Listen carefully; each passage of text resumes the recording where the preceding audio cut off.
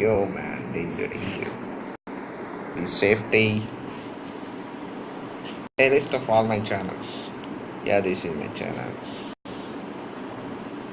English, yeah, all that.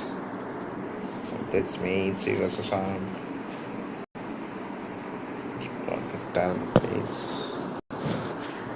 Okay.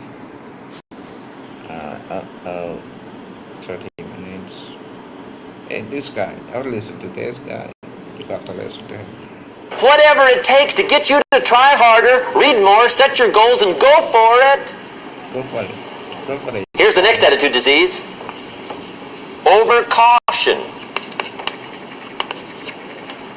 Some people never will have much. They're too cautious. Now, you can also be too reckless, but you can also be too cautious.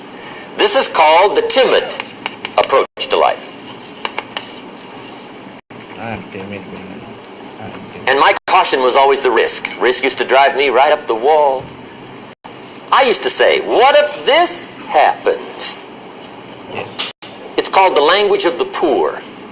What if this happens? And on top of that, if this was to happen, look at the fix I'd be in. I better not try. I could always ace myself out. Then I'll tell you what changed my whole life when I finally discovered it's all risky. The minute you were born, it got risky. Oh. If you think trying is risky, wait till they hand you the bill for not trying. If you think investing is risky, wait till you get the tab for not investing. See, it's all risky. Getting married is risky. Having children is risky. Going into business is risky. Investing your money is risky. It's all risky.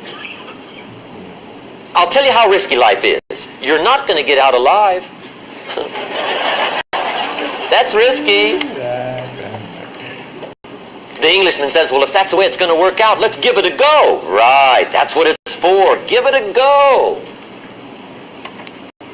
Somebody says, yeah, but I'm looking for safety and security. Fine, then huddle in a corner. We'll cover you with a sheet, bring you 3 meals a day. And we'll protect you, feed you, look after you, care for you. We won't let anything happen to you. And you'll probably live to be 100. The guy said, well, yeah, I'd live to be 100. But what a way to live. Right. What a way to live, safe and secure. Don't ask for security. Ask for adventure. Better to live 30 years full of adventure than 100 years safe in the corner. And see, it's not important how long you live. What's important is how you live. Here's the next attitude disease. We're almost through with this motley list. In fact, we're almost through. Hang on. The next one is pessimism. Pessimism, the deadly disease of always looking on the bad side, the problem side, the difficult side, checking all the reasons why it can't be done. The poor pessimist leads an ugly life. He doesn't try to figure out what's right. He tries to figure out what's wrong. He doesn't look for virtue. He looks for faults. And when he finds them, he's delighted. How ugly. This is the poor guy who looks through the window, doesn't see the sunset. He sees the specks on the window.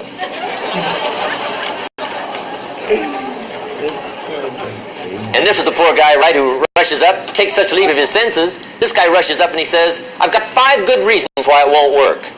He's so dumb, he doesn't know. All he needs is 1. He's got 5.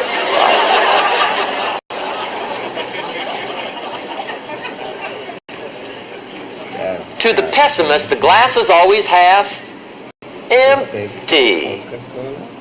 To the optimist, the glass is half full. Why would the same measure affect people 2 different ways? Answer, it all depends on how you look at it. Our lives are mostly affected by the way we think things are, not the way they are. The way we think they are affects us most. There's a subject we don't have time to get into tonight called better thinking habits. One of the major things Shove taught me when I met him, he said, poor thinking habits keeps most people poor. not poor working habits. Most people work hard, but they don't think hard. And Shof taught me that the mind is like a factory, a mental factory. And whatever you think about all day long pours ingredients into this mental factory. And that's what builds the economic, social, financial fabric of your life. He quoted me a Bible phrase that says, as you think, so you become. So I become. How awesome. Bible. Everybody says that. When he talked about poor thinking habits, he had me. I used to start the day reading the morning newspaper. Is it bad? I mean, you can believe that or not. I'd get a cup of coffee and read the paper. I'd load up on wars and riots and murders and stabbings and killings and bank robberies and muggings and car wrecks and tragedies. I'd even read the back pages. I seem to like that stuff for some weird reason. I'd load up on all that, and then I'd start the day. You can imagine the kind of days I used to have. You walk around on your financial knees. They call you economic peewee.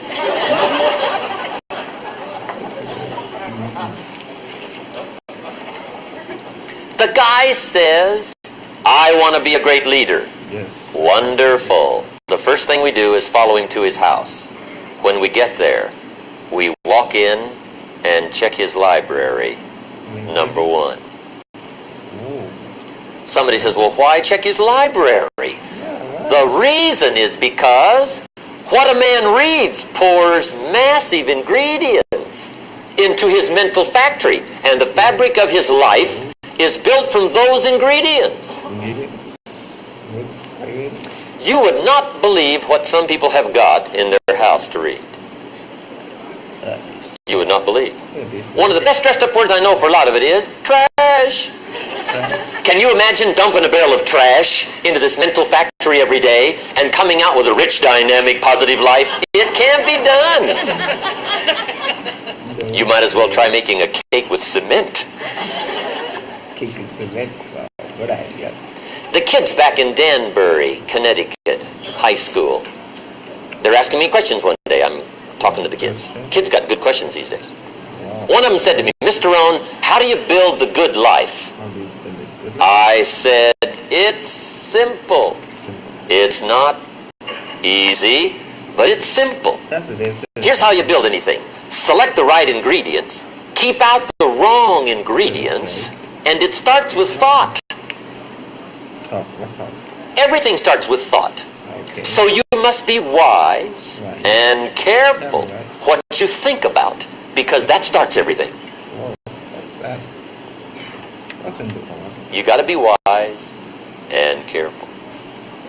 I asked the kids, what would happen if somebody dropped sugar in my coffee? They said, well, you'd be okay. I said, what if somebody dropped strychnine in my coffee? They said, well, you'd be dead. I said, correct. Lesson 1. Life is both sugar and strychnine. You gotta be careful. I said, what if my worst enemy drops in the sugar? They said, will you be okay? I said, what if my best friend, even by accident, drops in the strychnine? They said, well, you'd be dead. I said, correct. Lesson 2. Watch your coffee.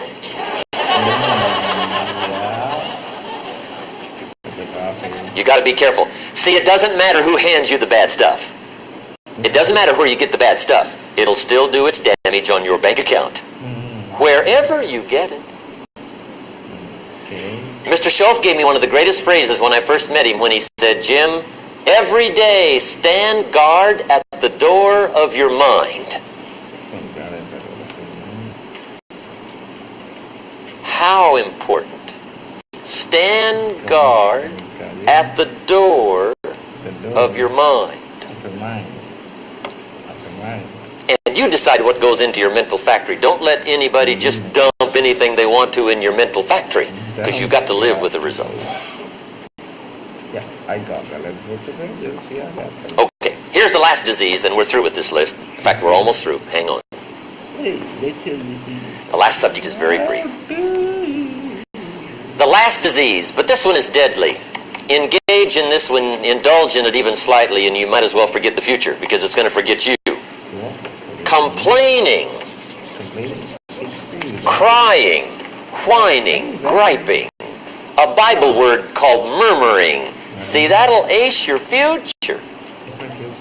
Spend 5 minutes complaining, and you have wasted 5. And you may have begun what's known as economic cancer of the bone. Surely they will soon haul you off into a financial desert and there let you choke on the dust of your own regret. I hope I said that well, so you won't forget. It's a deadly disease. If you don't think it's bad, ask the children of Israel of Old Testament fame. Typical of us all, their story just happened to get in the book. Story says, children of Israel were slaves. God performed a series of dazzling miracles and got them out. And now they're heading for the promised land. Remember the story? Heading for the promised land. Tragedy of the story, they never got there. Reason. From day one, they started to complain. They griped about the water. They griped about the weather. They whined and cried and griped about the food. They griped about the leadership. They whined and cried because it was too far, too cold, too hot, too difficult, too miserable. I mean, they whined and cried for years. Finally, God said, I've had it, trip canceled. Or something like that. The story says they died in the desert, never got to the promised land. Which I think means two things. Indulge in this long enough, you get your future canceled. And I guess it also means even God himself can only take so much. Oh, that's bad. Gotta stop this stuff, lady. Okay. Forget it, man. Just be on the lookout of the things that can destroy all the good you start. The war is on. And this evening, tomorrow, mentally, personally, socially, economically, you got to make sure you're winning the war. And this is part of it.